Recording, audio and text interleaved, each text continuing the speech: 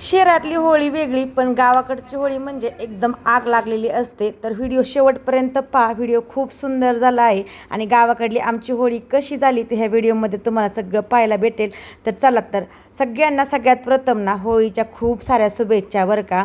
तर होळीची सगळी तयारी करून घेतली होती बरं का. स्वयंपाक वगैरे सगळा झाला होता. छान असं होळी जिथं मी होळीची पूजा करायची ना तिथे छान असं सारून वगैरे घेतलं होतं. गवऱ्या वगैरे छान असं रांगोळी वगैरे काढलेली. अंगणामध्ये छान अशी छोटीशी हॅप्पी हॅप्पी होली म्हणून छोटी रंगीबिरंगी रांगोळी काढलेली. घरातल्या देवांची देवपूजा वगैरे सगळी झाली होती. तर संध्याकाळच्या 30 वेळेस ना मी दररोज देवपूजा करतच असते. पण असा काही सण वगैरे असला की देवाला नैवेद्य वगैरे देवाची देवपूजा ही छान अशी होत असते. आरव पल्लवीने सुद्धा खूप छान अशी देवाची पूजा केली. तर तुमच्याकडे होळी कशी करतात कमेंट करून नक्की सांगा बरं का. तर होळीचा सण म्हणजे की लगेच मुलांचा सगळ्यांचा उत्साह असं रंगपंचमी वगैरे. तर रंग म्हणजे होळी पेटवायच्या आधीच रंगाचं उधळण चालू राहते बरं का. तर चला, तर होळीसाठी लागणार सगळं साहित्य मी घेतलं होतं. होळीसाठी फुलं, अगरबत्ती, हळदी कुंकू, जे होळीला विड्याची पानं, पैसा, सुपारी, हळकुंड सगळं घेतलं होतं. आता आमच्याकडे जे पूजेसाठी लागतं ते साहित्य मी घेतलं होतं. तर तुमच्याकडे काय काय कशी पूजा करतात ते मला कमेंटद्वारे नक्की सांगा. चला, सगळी तयारी झाली होती. संध्याकाळच्या वेळेला आमच्याकडं ना होळी पेटवली जाते बरं का. तर पल्लवीचं कसं असतं मध्ये मध्ये करणं, जशी मम्मा करला तसंच चालू असतं बरं का. सगळी छान अशी पहिली तयारी करून ठेवली ना मग पूजेच्या वेळेस अजिबात काही अडचण येत नाही. तर उसाचा कोंब वगैरे आणला होता. सगळ्यांनी मिळून छान अशी पूजा केली सगळ्यात प्रथम. नंतर मग होळी पेटवणार होतो. सगळ्यात पहिले पूजा केली, हळदी कुंकू वगैरे वाहून आणि खोबऱ्याची वाटी वगैरे ठेवून हळदी फुलं वगैरे वाहून पूजा केली. आणि होळी दिवशी सोमवार असल्यामुळे ना होळीला नारळ फोडला जाणार नव्हता, कारण सोमवारी ना कोणत्या देवांना ना नारळ फोडत नाही. आणि होळीमध्ये ना नारळसुद्धा टाकत असतो आम्ही. तर कोणाकोणाकडे होळीमध्ये नारळ टाकतात मला नक्की कमेंट करून सांगा. आमच्याकडे ना खोबऱ्याची अर्धी वाटी आणि नारळाची पूजा करून ना नेहमी होळीमध्ये ना ते नारळ टाकतातच आणि नारळसुद्धा फोडतात. पण सोमवार असल्यामुळे ना कुठल्याच देवाला नारळ फोडला नाही.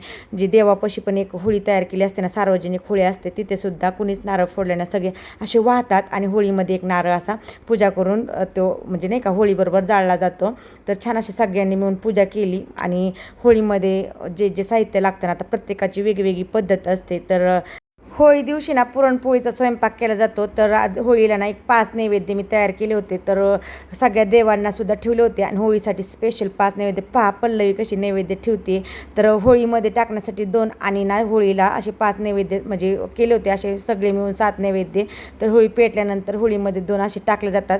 चला मग थोडीशी मी माहिती सांगते, होळी का पेटवली जाते, होळी का केली जाते, हे थोडक्यात जी मला माहिती आहे ना ते मी तुम्हाला थोडीशी सांगते बरं. फाल्गुन महिन्यातील हिवाळा संपून जो चैत्र महिना लागतो त्याची उन्हाळ्याची चाहूल लागते. नवीन पिके येतात, शेतकरी आनंदाने सण साजरा करतात.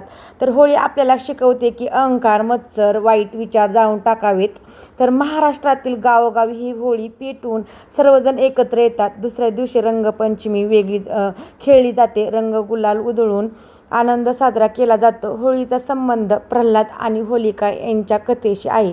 राजा हिरण्यकशिपूचा हा अहंकार होता. त्याला स्वतःची पूजा व्हावी असे वाटत होते, पण मुलगा प्रल्हाद हा भगवान विष्णू यांचा भक्त होता. होलिकेला अग्नीचा वरदान होते.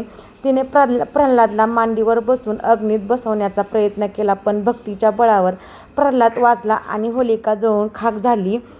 त्यामुळे सत्याचा असत्यावर विजय म्हणून होळी साजरी केली जाते. आपल्या मनातील वाईट विचार जाळा आणि आनंदाने हा होळीचा सण साजरा करा. आणि दुसऱ्या दिवशीची जी रंगपंचमी असते त्यामध्ये सगळ्यांनी एकत्र येऊन छान असे आपल्या मनातील द्वेष, राग काय जे असेल ते सगळं सोडून सगळ्यांनी एकत्र येऊन छान असे आपण पुन्हा एकदा एकत्र येऊन छान असे रंगाची उधळण करून आपला हा होळीचा सण साजरा करून सगळ्यांनी छान असं आनंदाने राहू. तर चला ताईंना, हा होता आजचा व्हिडिओ आवडला असेल तर लाईक, शेअर, कमेंट आणि सबस्क्राईब करायला अजिबात विसरू नका. कसा वाटला व्हिडिओ कमेंट करून सांगायला अजिबात विसरू नका. भेटूया एका सुंदर अशा नवीन व्हिडिओमध्ये. तोपर्यंत बाय. आणि व्हिडिओ पाहिल्याबद्दल सगळ्यांना मनापासून धन्यवाद.